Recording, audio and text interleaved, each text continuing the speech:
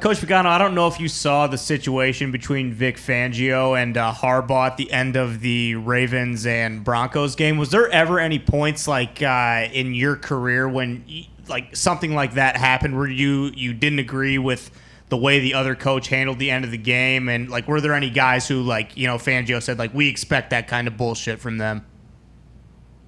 Yeah, I saw it, and you got to love, the rhetoric going back and forth between these two guys, and it's your responsibility when you're on the losing end to do all that you can to put your team in the best possible position to win, and not worry about the stadium. I can't believe the stadium, we had to delay for this, and the locker room was like a maze. About you got your butt kicked, and I had my butt kicked a bunch. And it's John Harbaugh, first and foremost, I mean, he's got to look out after his players.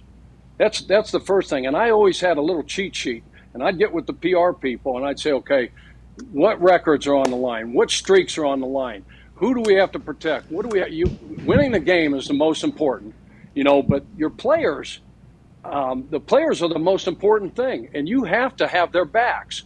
And everybody on that Baltimore team, and especially that offensive line and the streak that they had going, hey, so what? Again, you don't want to lose somebody. You risk injury, things like that. You don't want to do that because that's all fine and dandy until someone goes down. So you can see both sides of it. We were playing Jacksonville and Indy. I forget the year, but we were beating them pretty damn good. And Reggie had this streak going. Yeah, you probably remember. He caught had 3 receptions for X amount of games, and it was going and going and going. And we come down to the end of the Jacksonville game, and they come up to me and tell me, Reggie's only got 1 catch.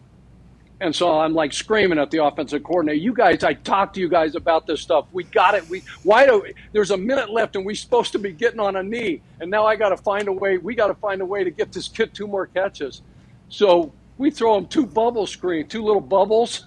And he gets cut in half on the first one. I thought we were going to lose him. He was not happy. Oh, my God. He comes storming off the field, spiked the ball at me. I said, that's taunting. That's 15 fucking yards. and I apologize. And so after the game, you go across the field, and I shake Gus's hand. Gus Bradley was a coach at the time, and a hell of a coach and a great dude.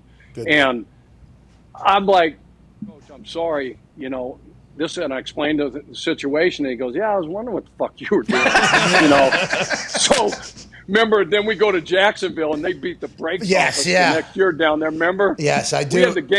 We had the game in control, and some freak game record came off the edge and stripped Matt Hasselbeck of the ball, ran it back for a touchdown, remember? We should have been up 13-3 at half.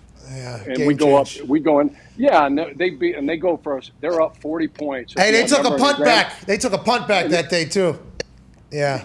Yeah, you're supposed to get that guy on the ground, Pat. Yeah, I know. That literally. Hey, do what you got to do. Get the guy on the ground. That's always what. That's what you would do. Just get the guy on the ground, dude. No, you guys watch your highlights. That may just get the guy on the ground. You murdered kids. Well, you were vicious. I'm big though, Chuck. I'm big. I think one of my favorite moments was it was another game where we didn't have any points or whatever. And Vinatieri had a scoring streak going on or something like that. And I was standing on the sideline, like up on the paint or whatever, just watching the game. And it was close to over or whatever.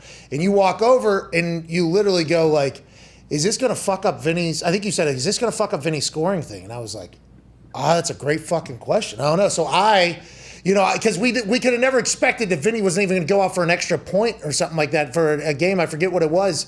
And I forget who I asked, maybe Conti or something real quick. Because I was able to go run and ask a question. And he never stepped foot on the field. So he didn't even play in that game basically. So it didn't stop the scoring streak. And I think I told you that. And you were like, yeah, thank God. All right. Yeah, because you thought old Vinatieri was going to be. That is something you cared about a lot. And I think your players appreciated that. But there's obviously a way, I guess, where another coaching staff could get pissed off about it.